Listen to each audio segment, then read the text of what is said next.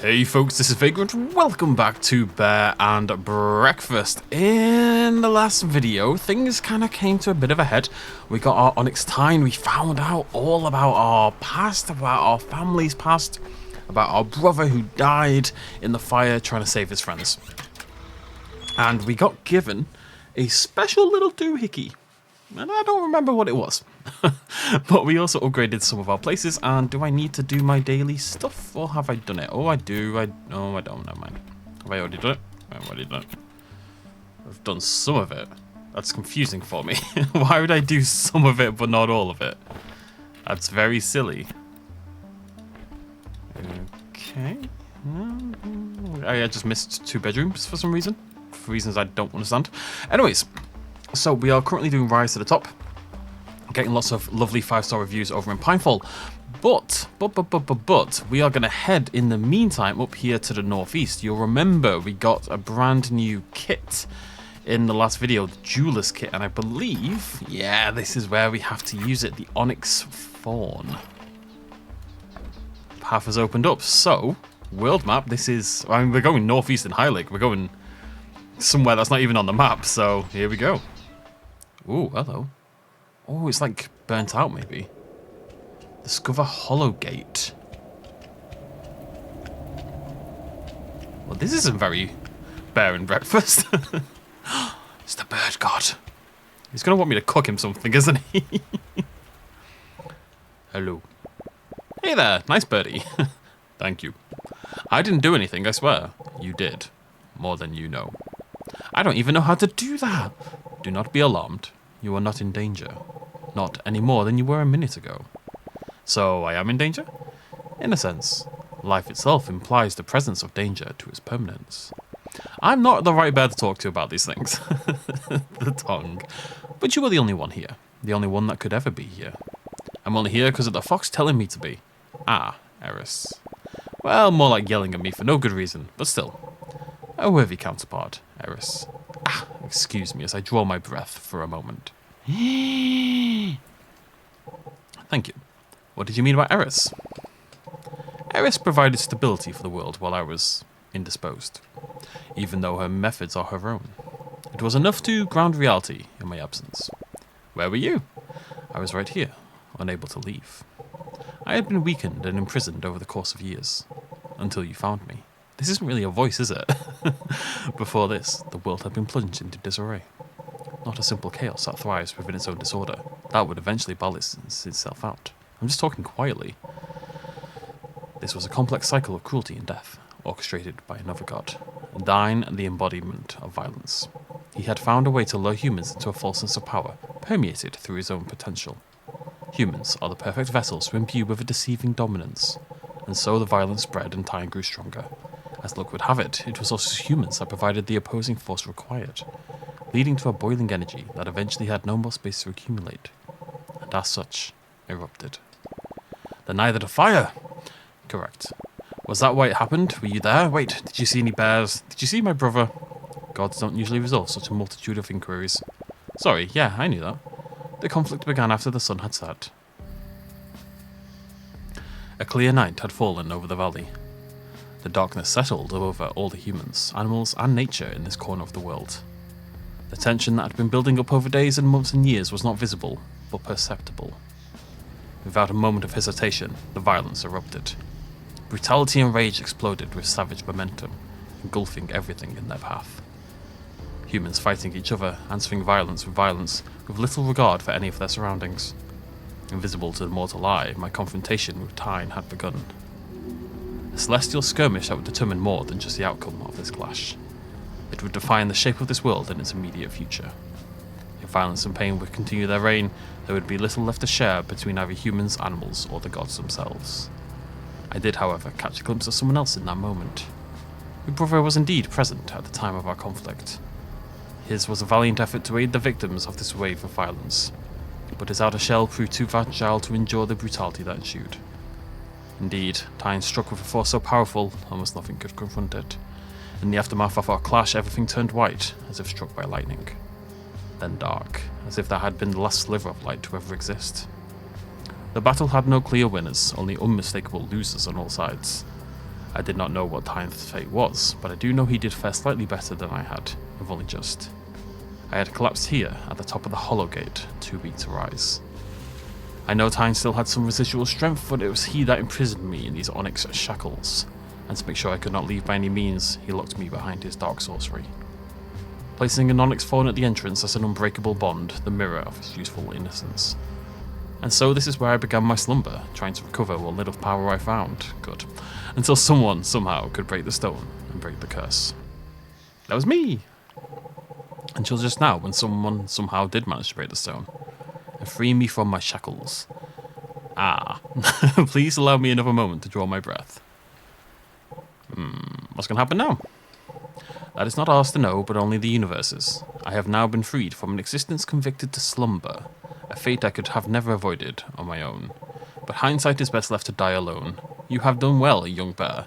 Better than would be expected of you. Better than most. I thank you. Just wanted to open an Airbnb, man. The skies have cleared. The burden of the dark is slowly lifting. The light is free to dance once more. I grieve for your brother's life as I do all souls that are taken prematurely. But I am grateful for your heart, as it has achieved an ambition greater than its promise, and that does indeed fill my own with great purpose. See you later, guy. Too high for me. Oh, am I done? Is that the end of the game? I don't know. I think it might have been, you know.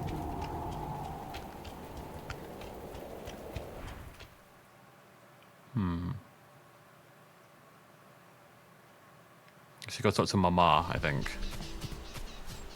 I guess. Or Eris, maybe? How you doing, Julia? A watch pot never boils, so how about you take your watching somewhere? Are you trying to boil, Julia? Is that I'm sorry. I'll leave you to boil. What are you complaining about? Oh, you're waiting for the bathroom. Well, that's not my problem, is it? You're in nature. Why do you need a bathroom at all in nature, for the God's sake? This might be a very short video. I'm sure I'll be able to drag it out for 20 minutes or so. I've got a lot to talk about, as I want to do. My new hydraulic press just arrived today. 200 kilograms that thing weighed. How I got it into the house. I had help. Me and my dad managed it. But it was tough going. I'll say that much. The thing is an absolute monster. An absolute unit. Make sure you don't leave it on an empty stomach. Too much food makes you sleepy. Too little just makes you dumb. It's funny you say that, Mother, but if you don't eat for about 4 days, in my experience, fasting for about 4 days doesn't make you dumb. It gives you this weird, enlightened sense. You become hyper-aware, intelligent, and it's an incredible feeling. But you have to literally not eat for 4 days together. I fasted for about, I think the longest I did 10 days, back when I lived in London at some point. And now when you fast for a really long time, which this is not medical advice or health advice or eating advice or anything like that, because it's very person dependent. I'm a big proponent of fasting. I think it's got a lot of really good health benefits, but it's very person dependent. It's never a one size fits all kind of thing.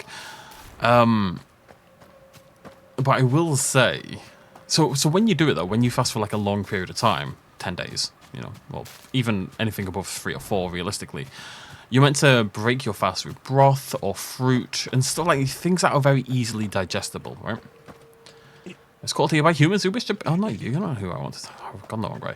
You're meant to break the fast with something very easily digestible because your digestive system is not functioning really. It needs to kick back into gear or you end up feeling quite sick and having a lot of digestive issues. I broke my fast with a milkshake. And let me tell you, I did not feel great that evening. However, after 10 days of not eating anything at all, that milkshake was... and by not eating anything, I mean 0 calories. We're talking literally 0 calories. That milkshake was the single greatest thing I've ever tasted. It was incredible. it's hard to put into words how incredible that milkshake was. It was the best thing I've ever had in my life, was that milkshake. Because, you know, it's the first food I'd had, or the first calories I'd had in 10 days. Oh my god, the taste. Oh my god. It was like I was awake for the first time. And then I died. But, you know, smarter beings than you knew better than to come here. Maybe that's a sign. Is this... Okay. I think we're done, folks. Obviously, we have to finish off Pinefall. Sleepy, sleepy.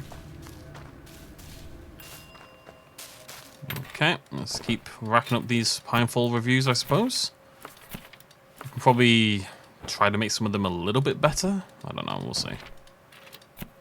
I don't even know why I'm doing this. Like, to what end am I doing this? I don't need money. You know, money has literally no purpose. In theory, I should just shut them all down at this point, you know? Can I do... I don't think I do that one, can I? Oh, I can. I think I do all these except the decoration one, right?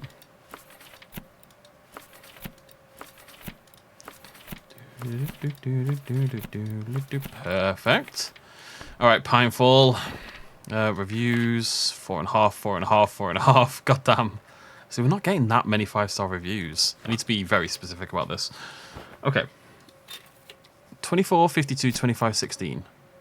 Grand. 27, 38, 26. Yep. 28, 44, 30, 34. Yep. 28, 30. Well, we want to go single days. 20, 26, 27, 36. Yep. 53, 58. Not a chance in hell. 30, 49. Yep.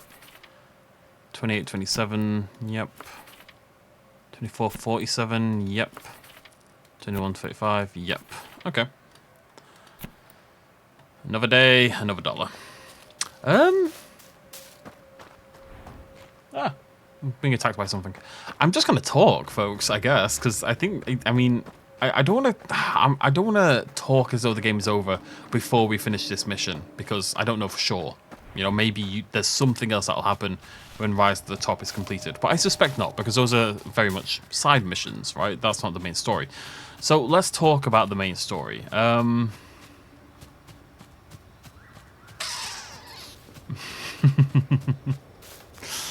I think they struggled a little bit with coming up with ways to make the game interesting once you'd... What I feel they should have done is have a 6th hotel. When you're getting the new hotels and unlocking new mechanics, even those I could have done with maybe 1 or 2 more mechanics. But, you know, you're getting the new hotels, you're unlocking new mechanics. That was the fun part of the game. The end of the game has really been about fetch quests and making food, and it just doesn't... I guess it is called Bear and Breakfast, but it didn't really feel like the game that had come before it, you know? If instead of all this stuff we've done in the last few hours, if we'd been building a final hotel, you know, I'm sure you could tie that into the storyline somehow. Building that one last hotel for some purpose. That would have been good. Maybe in like a burned out area. Right, so let's talk about the story. Let's talk about the story, because we just have to burn through our days anyway right now while we wait for Pinefall. So we're in the valley. All the bears are living in the valley. The humans have like a town. We just saw it there in the cutscene. Barbara was there working as a receptionist, and then obviously everything burned down as she came and lived in the woods. And the fire was caused, I think it was by civil unrest, or like a bit of a revolution, a civil war, fighting between the government and the people. It was something akin to that. I don't really know the details. But that was caused, well, by all human problems, greed and envy and that more than anything else. But the suggestion from the game is that there are these animal gods that exist in relative harmony, then they kind of bring balance to the world by balancing all these disparate ideas. You know, there's one for life and death and hate and love and food and all these different things, all the important things. Life, death, love and food. But one of them, Thyme, or whatever the heck he was called, the stag god, the god of fury and rage and death and such things, wanted oddly enough, more control, more power to spark that anger. So he does that in the town, and that's why this civil unrest erupts, right? The humans begin to kill each other, and they start a fire. You know, he just... It's like this evil god whispering in the ears of the people until it kicks off. Are you going to bed at 3 p.m? Until it kicks off and it erupts in fighting, and then the blaze starts. My brother, who we didn't know about until the very end, goes and tries to help his friends who are near the town, and unfortunately perishes in the flames. The Eris? No, what was the bird god called? The bird god is battling Thymer. How do I forget these names when I've just heard them today? They're sort of waging war. He's trying to sort of quell the fighting, and obviously the other guy's trying to boost up this pain. And unfortunately, the bird god loses and is then captured by Thymer and contained for decades, seemingly. I don't know. Yeah, because we're an adult bear now, or like a teen bear, I guess, and we were a baby when the fighting erupted, I think. So it's been a while, maybe a decade. It's a few decades, because Barbara was a young woman as a receptionist, maybe in her 20s, and now she's got to be in her 60s at least, if not older. So it's probably half a century or something like that since the fighting erupted. Anyways, so the fighting kicks off, everything burns down, most of the humans leave, except the few scragglers. And we go and move to the thicket with our mother and make our friends, who haven't appeared again at all, by the way. I'm really surprised by that. They haven't even appeared now at this point. Then we start to see, I guess the bird god was kind of sending out messages. He was trying to connect with someone who was pure of heart and would help him escape eventually, and, you know, kind of clear the darkness from the sky. So there wasn't any darkness in the sky, so never here nor there. We'll talk about that in a minute. But that was the idea. And so we started to see the bird god in our dreams, right? That's kind of how the story started in the first place. And then we run into Finn, who I deeply miss. And that's where this kind of capitalism meets good deed kind of mixes together, wherein we're trying to restore a semblance of harmony, or what the valley used to be like, where animals and nature and humans all lived in harmony before the stag god was whispering in the ears of the humans and caused all this strife. Because humans, as we do, have a propensity towards violence and are suggestible in this kind of way.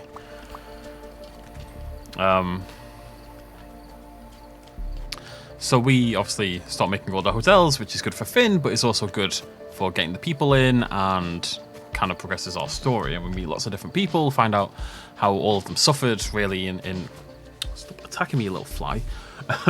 Starts to how everyone suffered in the wake of the blaze, and how they have been living their lives since, including Barbara, who kind of took us for 50 grand.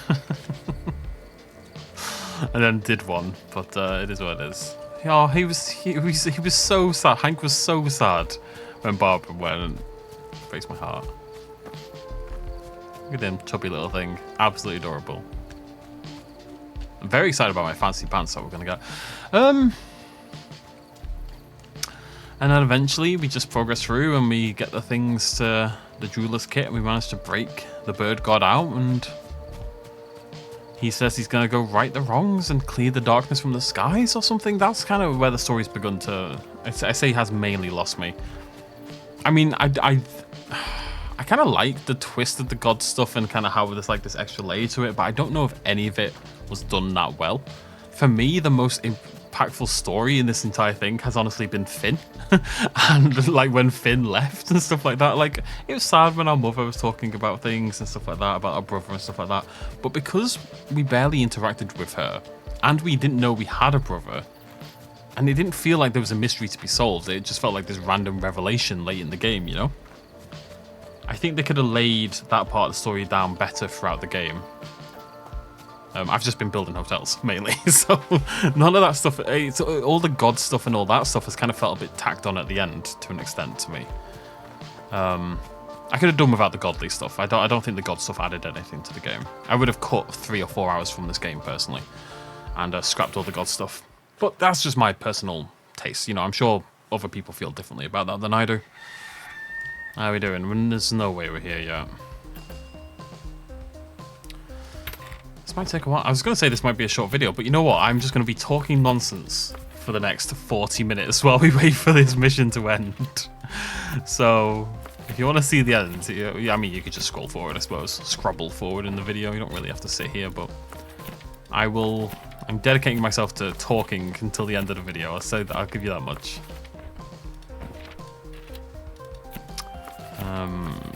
Although I've already talked about the ending, so I have to find something else to talk about. Oh, whatever, I guess. Let's read that in the morning. It always says there's 0 food. Probably not the case. Right. Reviews. 4.5, 4.5, 5, 5, 4.5, 4, 5, 5. Okay, so only people we can handle. You're incredible. 43? 43 is fine. 54, we can make that happen. 29, 18, 13, 52 is fine. 36 is fine. 51 is fine. 41 is fine. That's fine. Okay, we needed to up the food to what? It was a lot. I can't remember what it was. 52, I think it was. The problem is I don't know which side they're on. So we have to bring them both up to 52, realistically. It's not like it really matters. Like I said, we've got all the money in the world. All the money in the world. Oh, hash browns. I could go for some hash browns. I could basically always go for hash browns, to be fair. There we go, that'll do. It's only 1760 a day, honestly. Like adding 2,400 a day. It's still not that bad. I mean, we've got how much? 35,000. We're fine. And now we just talk again. So anyways, yeah,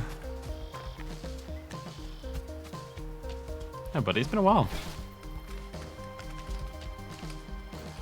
People don't see the value in what they throw away till you point it out to them and then charge them extra. So yeah, what do we think of Bear and Breakfast all told? Let's assume there's nothing's going to change story-wise. I think it's really beautifully animated.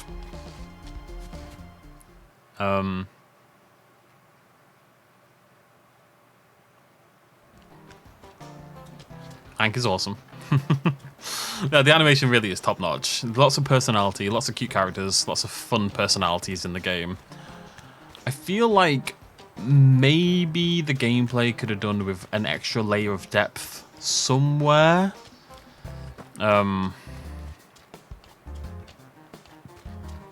You know, like I say, the end of the game really did feel like I've got hiccups. That's not what it felt like. Nothing but pavement. Okay. The end of the game really did just feel... It got a little tedious, the stuff I had to do, like to close out the game, you know? Does this lead anywhere? Am I crazy? No, okay. You know, I enjoyed the first... I say up to about hour 13 or 14, the game really capped out in like being as good as it could be, and it's been okay since then. I'm not like ragging on it too hard or anything. It's been great. I've had a really good time. Definitely enjoyed the playthrough, but you can tell the game isn't all it could be at the same time. It feels like the story, and I always think it's a very difficult thing to do. I talk about this with Evolution all the time, in that it's very difficult to blend a park builder, a hotel management sim, any sim game. Blending story with that is like an actual narrative, right? Emergent story, easy. Not easy, but doable. RimWorld, for example.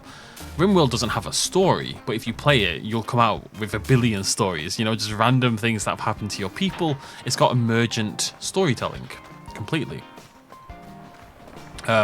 Frostpunk, games like that, like, these games are much better at that emergent narrative. Games like this and games like Jurassic World Evolution aren't trying to tell an emergent narrative, they're trying to tell a very set narrative. I mean, they are to an extent, you know, not this, but you'll play Evolution and a dinosaur break out and it'll eat Jimmy and he'll be sad and then it'll be eaten by another dinosaur and you'll have like a little story to tell, but it's less of a thing. Did you guys see that? Oh, you did. I decided to play Dragon Age. Dragon Age Veilguard. I hate that name. I really prefer Dreadwolf. The first trailer looked terrible, but the new trailer looks okay. Like the gameplay snippets actually look decent. And I've never finished Dragon Age Inquisition, and I haven't played Dragon Age Origins in about 15 years. So I'm thinking about playing. Basically, we're going to play through Dragon Age 1, Dragon Age Origins, Dragon Age 2, and Dragon Age Inquisition here on the channel. But I always get this idea of playing through like a whole story series of games, and I never actually do it. Halo ended at Reach. I've been meaning to play Assassin's Creed for about 5,000 years, but they get so big, it's so much time. I still need to play Alan Wake 2, and I still need to play bloody Dave the Diver as well. That's neither here nor there. What time is it? How are we doing? I really, really, really wish there was a speed up time button on this game. That is one thing it so desperately needs. I've not suffered too badly for it, except when trying to get Mahogany. But I don't really see why there can't be a speed up time button. It feels like the only reason there isn't one is because it would lower your playtime. You know, it doesn't feel like there's a legit reason for it beyond that. And you can even integrate it into the story. Just have me take a nap. I'm a bear, for God's sake. I'm a big sleepy bear. Just let me find like a sleeping spot and curl up for a set amount of time, you know. Have like a wait thing like they do in Elder Scrolls games and stuff like that. It would make a lot of sense narratively, it would be cute, and it would remove some of the tedium. It seems like a very simple fix, and I can only think they're not including it for devious reasons. Well, that's, yeah, whatever. Anyways. But yeah, so the game narratively started well, and I would say fell off quite hard. It's not really why I play games like this. I really enjoyed the hotel management aspect. You know, I really didn't have many qualms about that. Like I say, maybe a little bit more complexity would have been nice, but it suits the aesthetic we've got going on and stuff like that. And I enjoyed that aspect. I think they made mistakes with the narrative, but again, I was curious, if nothing else, to see where it would go. And I think it's quite a nice idea. It feels a little overplayed by this point. Actually, it's become almost expected to be this unexpected, but in the way that it's got this very cutesy aesthetic, but the story behind everything is actually quite dark, and a lot of the characters you meet have quite dark stories to tell and have suffered greatly, and a lot of them don't really end up in better places, like the Binturong up in the northern frosty section. He's just kind of a sad, lonely Binturong who's lost the life he loved and now just sits alone in a cold cabin, and he's punishing himself eternally for that, and that's not going to change. You know, so there's a lot of dark stories. There's not many happy endings in this game. I think Barbara's got the happiest ending of anyone by quite a way. Hank's done okay out of it, you know, but you know, after suffering great tragedy along with his mother. So, but as I say, that kind of dichotomy between cutesy aesthetic and dark storyline is quite a common thing these days, to the point where it isn't necessarily unique in the way that it used to be in the past. You know, used to mar aesthetic, used to map aesthetic and tone a lot more than people do these days. But with the rise of things like mascot horror, stuff like that has largely disappeared, because people realized that if you can subvert expectations a little bit with your aesthetic, then it's a little bit more devastating when the harder stuff hits. For example, at the recent and that's not a criticism of Bear and Breakfast. I'm glad they did it. I'm glad there was this darker storyline, because it makes the field feel much more real, and we can still enjoy the cute bear. But for example, at Summer Games Fest that was on recently, I did a live stream of the Best in Slot channel. There was a new game from the creator of Stanley Parable, and it was this cliche-looking cozy sim game. It was like, you know, I'm a little tired of the cozy games. I really enjoy them, but I feel like every day I see a new cozy sim game introduced. It's like the zombies of the early 2000s, cozy sim games are the zombies of 2024. They're all over the place. And I was watching it, and it just looked like another, you know, like a witch in a little forest town, cozy little life sim kind of thing. I was like, okay, cool. I like these games, but I've played this game 5,000 times already. It's kind of how I feel about Ubisoft games. Like, it was a fun game, but I've already played it before. I don't need to play it again. We'll talk about that in a second. Bear with me while I do my reviews. Some people really struggle to just talk nonsense like I do. This is one of the few things I'm actually good. I think I'm actually good at. It's just I've always got something to say. And you know what? It is actually a skill. Like, I've got to come to accept that this is actually something I'm actually okay at doing, and that it's not something other people are necessarily that good at. Because I go back and I watch my early videos, or indeed I watch a lot of new YouTubers. Well, I mean, I don't, but you know, when I do, and the amount of dead air people have, or the inability people have to fill the space with something vaguely interesting, it's really noticeable. I'm not trying to big myself up too much, but I'm very rarely complimentive of myself as a YouTuber. It's something I don't really hold much ego with. I don't think of myself in a big way because I'm a YouTuber. That's just never been a facet of my personality whatsoever. To the point where people usually tell me I should be more egotistical than I am about it, but I don't feel. Maybe it's because things aren't going like incredibly well right now and haven't for a long time. But I don't have like all this pride about being a YouTuber, like a successful, well, surviving YouTuber with a big channel and stuff like that. It just doesn't resonate with me towards my ego. It just doesn't do much for it. So, God, this is going to take forever. Oh, absolutely forever. What was I talking about? Oh, yeah. So anyways, we're watching Summer Games Fest, and so there's this Stanley Parable cozy game, and I was just bored and bored. I think I even said on the stream, oh look, another cozy sim, how exciting. And then at some point, the protagonist, the woman that you play as, she has basically a nervous breakdown sitting on this bench, and this man tries to console her, but she's freaking out and she's having a panic attack. And it gets very dark, aesthetically, very, very quickly. And she says something about how, I'll tell you what, every day we'll go wander around a new area. Let me pick somewhere else to go. Let's go Winterberry. She says something about how she had to stop running or something like that. Like she's running from something in her past. I don't think she's literally running in a gotta get away from these spooky people way, but she's running from something she's done, I think is the implication, or something like that. And it was a real nice subversion of my expectation, which is exactly what you would expect from the Stanley Parable guy. And Bear and Breakfast has always been cute, and it's got like some darker aspects of the storyline, but it's still got cute characters and, you know, big hugs with your mum and all this kind of jazz. It wasn't really subverting my expectations, as opposed to just playing against the aesthetic a little bit, you know. Whereas this is more, and again, I'm not trying to be harsh on Bear and Breakfast, I've really enjoyed this game, but this was very much more of a, oh, it's yet another cozy, cute game, and then it genuinely surprised me with this narrative turn it took. And this was just in the trailer. I haven't played the game, but this was just in the trailer, and it really genuinely surprised me. And it's so rare that a game can do that.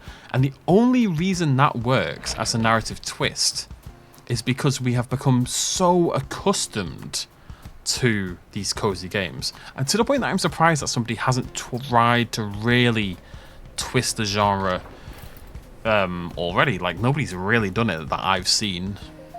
A lot of them deal with heavier things. Potionomics deals with some heavier themes. Spiritfarer is very cute, but deals with some heavy stuff. Bear and Breakfast deals with some heavier stuff. But this was much more overt in the way it twisted the narrative. And I find that stuff really interesting. One of my favourite things, and I always thought, like, I had always had a bit of a penchant for, you know, maybe getting into film. I'd love to direct one day, all this kind of jazz. Something I'd never do and have no experience of, but it's just like a little side dream that'll never happen. Unless I randomly make tons and tons of money, in which case I'll probably just start directing films. Horror films. But one of the things I think I would personally do is play with genre quite a lot, because that's one of my very, very favourite things to see in a film. Now, the reason people don't do it is because it pisses off your audience. If you go in expecting a horror film and it turns into a romance, or vice versa, I think more so, then you might be quite annoyed by that. But it doesn't have to be quite that dramatic, and the genres can blend together. If you look at Parasite, Now, I'm hardly novel bringing up Parasite. It won Best Picture at the Oscars, for God's sake, and it's a brilliant film. I gave it a 10 out of 10. It's my most popular review on Letterboxd. This is my Parasite review. And the thing I talked about in that Parasite review was playing with genre. And I think I said something like Seabiscuit. Not Seabiscuit. Cool Runnings, right? It's a sports film, right? It's a underdog sports film. Which means Cool Runnings is a brilliant film, but it means you know the plot from the first minute of the film.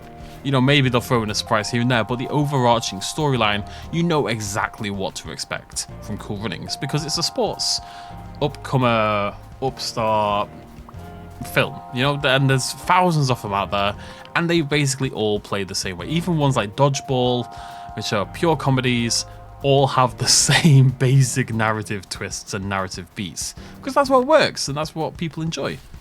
Same with like a war film. Same with I saw just tonight. I saw the new Bad Boys. It was actually really good as an action film, but it's an action film, and I knew exactly what to expect in terms of the overarching plot. I didn't necessarily know how each scene was going to play out and how it's going to be framed and how the camera was going to move and all that stuff. Because the camera work in the new Bad Boys film is absolutely incredible, by the way. Really surprisingly, like I really wasn't going in expecting much, but the way the camera moves in that film is intense, and the color grading and light work is it's a beautiful film. It's really weird. Really, it's an almost surrealistic take on the franchise. I found it very strange. Anyways, what was I talking about? I got distracted by Bad Boys. Oh yeah. But the great thing about Parasite, or the thing that I loved personally about Parasite, was how it plays with genre. It wasn't tied to one particular genre. At some points it's a family drama.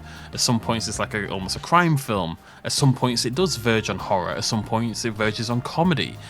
Being tied down to a single genre is just pointlessly limiting when you can integrate all these different aspects and meld them together in this beautifully harmonious way. Now that's not necessarily an easy thing to do, and that's why most directors don't do it, but Bong Joon-ho, the director of Parasite, does it brilliantly. He does it in Snowpiercer as well.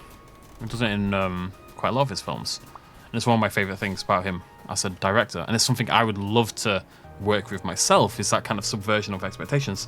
Now, films get away with that and films do that. But you know what doesn't do that ever, really, is video games. So rarely. And I think it's because video games are more of a product than films are, inverted commas. You know, a film can be just art, essentially, but a game struggles to get away with that as much. You know, it has to be more of a meshing of art and science, and most people want some aspect of gameplay. You know, you are limited by the medium in some ways. In some ways, you're also freed by the medium in a way that you aren't with films. Of course, there are benefits and detriments. But the point is, I think it's harder to justify, especially when games are so expensive nowadays. It's so much harder to justify subverting expectations, because if someone goes in expecting a first-person shooter and then the second half of the game is like a third-person horror game, people might be annoyed by that. Now, I would love that personally. That would make me really happy, because I love that kind of thing. I love that subversion. I love just getting to do something completely different. I love it when games really screw around with mechanics and stuff like that and introduce new mechanics constantly and keep the player guessing in that way. But I can see why developers, especially at larger companies, are anxious to do that, because if you piss off a lot of players, you don't make any money, your dev studio shuts down. Funnily enough, the best game I've ever played, it's not a particularly good game, don't get me wrong, but the best game I've played in terms of, I don't want to keep saying subverting expectations because I feel I've said it too many times, but the best game I've played in terms of subverting expectations is this weird little Jurassic Park fan game called Jurassic Park S. And I really have been talking for 40 minutes straight on utterly nonsense. And Jurassic Park S is phenomenal in that what it does is when you first load in, you're just touring Jurassic Park. It's just a really nice, pleasant tour of Jurassic Park. I think you have to go check the radio tower things. So there's these little trackers in each exhibit. You know, the things they use to count the number of dinosaurs in each exhibit. You have to go check them. How are we doing? Still not there? Oh, we did it! Oh, we did it! I'm surprised it happened that quickly, actually. I was really worried I was going to have to talk for another 20 minutes. Let's see. Well, we'll see what happens. Like, for all I know, there'll be enough requests of, like, get 50 5-star reviews. And Jurassic Park S. And I'm going to spoil this, because I don't care. because it's a tiny game no one's heard of. It's not on Steam or anything like that. It's like some download from itch.io or random forum. You start off just touring Jurassic Park and hitting up all these things, and then it gets a little spooky, and then suddenly you're in Silent Hill. Is the job complete? Yes. This concludes your most pressing task for this location. You are now relieved of your duties as a junior people pleaser. Oh, it's a cap. Just kidding, the work's never done. Collect all the clothes, complete all the pineful... Yeah. Oh, we're done, folks. Let's get the cap on, though. I mean, it's pretty dapper. We've got some, like, Peaky Blinders kind of stuff going on here. Incredible. Look at him. I need to talk to someone so I can see... I need a big pic. It looks really weird from the side because his ear kind of cuts into it. It looks like you can still see the shape of his head because it's sitting behind the ear. So it looks like isn't wearing a hat, basically. It looks really good from the front, but from the side it looks bizarre. But anyways, yeah, so it turns from this lovely Jurassic Park tour, you know, they've remade some of the locations, you get to see all the dinosaurs, and then suddenly you're in this, like, balls-to-the-wall horror game, and it's so much fun, and it's so weird, and I love that, and so few games do that, and I know that's kind of where mascot horror came from. It's that same subversion, you know, you take something cute and cuddly, put us in this nice location, and then flick the switch and make it horror. The problem is... Am I going to see myself at all here? No, the problem is that I'm not talking. So I can't get the big pic. I'm just going to finish this thought and then we'll go. The problem is everyone knows what mascot horror is now. You expect the horror, so there's no... You know, your expectations are met every single time. And the problem is, of course, it all spawned originally from Five Nights at Freddy's. And Five Nights at Freddy's doesn't spend any time establishing... anything other than horror. You know, it's horror from the first minute. It might be mascot horror. It might be with typically cute characters, although they're not really, but, you know, meant to be friendly characters. But they're instantly in horror mode. Now, I don't really care about mascot horror, so I haven't played Garden of Bam Bam or what the heck it's called, or Polly's Playhouse or any of these. I don't know to what extent they don't do that, but I would want about 20 minutes, I would say. This is a thing in horror films, right? So it needs to be integrated more into horror games. In that, I mean, they do it, but there's not enough of a twist. You think think about most like typical slasher horror films, or most creature feature horror films, or just like basically every horror film. It's nearly always a group of teens and young 20s peoples driving in the car through the sun into the woods. There's a gangly old man at the gas station who tells them that they're going to dive to keep going, and they laugh it off. One of the girls gets a little freaked out, but they carry on going, and then they all die, right? That has happened in thousands of films. Unironically, thousands of films. That exact sequence of events has happened to the point where it really annoys me every time I see it now, because nobody's bothering to come up with a new way to start a film other than that exact sequence of events. And I can think of about 20 films off the top of my head, just off the top of my head, that start in the exact same way. But I mean, the problem is you're watching a horror film, you kind of expect that, but it starts off in a nice way. It starts off pleasant, everyone's happy, yada yada. You have to get to know the characters, and there has to be a crossing of the threshold and a change in tone and a change in environment. Otherwise, horror doesn't really work, as far as I'm concerned. It's kind of like one of the foundational parts of good horror. Horror, more than any other genre, benefits from subverting expectations. If you think about films like Midsommar, one of the reasons I love Midsommar so much, and the reason I think it's so good as a horror film, is that 99% of the film takes place in broad daylight, and it's just there, and we just see everything. And you usually in horror, like, daytime feels like a relief. It feels like a safe haven, you know. People are being attacked by the masked killer, but in the daytime it's more like sneaky little glances and recuperation, and that's when people talk, and that's when the exposition happens, and maybe they make a plan and all this kind of jazz. But nighttime's when the real killing happens and the real weird stuff. But in Midsommar, it all happens in the daylight. It's all right there in your face, and that means you don't know when to expect things to go wrong. You don't have a safe space within the film, and that's one of the reasons for me it works so well. And I think that's something games haven't managed to do in my experience. I don't think any game has really captured that same discombobulation, and I don't think any game plays with your expectations of the genre as much as they potentially could. Anyways, I had more to say on this than I thought I did. That's Bear and Breakfast. I think I've kind of given you all my thoughts on the story already, so I don't really have anything else to say on the matter. That sounded really negative. That wasn't meant to be. I enjoyed the game. I really enjoyed the game. I would give it... Steam is really annoying because it's just thumbs up or thumbs down, and that feels not enough in some cases. I would probably give it a 6 to 7 out of 10, so I guess it would be a thumbs up, but it wouldn't be like a, yeah, go play and buy this game, you know, it's great. I think once the QE aesthetic wears off, you just have a fairly okay hotel sim game. I've enjoyed it fair enough. It just, you know, it's not my favourite game of the year or anything, and I'm going to uninstall it in about 5 minutes, and I'll probably never think of it ever again. But I enjoyed it, you know, and Hank was cool, and some of the stories were great, and I think the aesthetic's great, and that's fine. Not every game has to... Like, there's always this... Apparently I'm still talking. There's always this problem where people think if you didn't adore something, if something isn't the greatest game or it's not one of your favourite games, people are very extreme in their opinions on things. It either has to be the best or it has to be the worst. There's no middle ground. And like, if I call this game good but not great, some people will see that as damning and that the game isn't worth playing.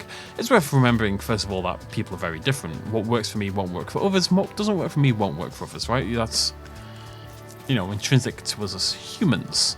Some people will play this game and give it a 10 out of 10. It'll be their favourite game of all time. Some people will absolutely hate the game, and I've seen reviews that absolutely hate this game. I enjoyed it, but it isn't anything particularly spectacular, is how I see it, you know? And that's fine. That's good. Life is made up of a milieu of, like, an ever-expanding tapestry of experiences, and they can't all be incredible or terrible. Sometimes they just have to be good.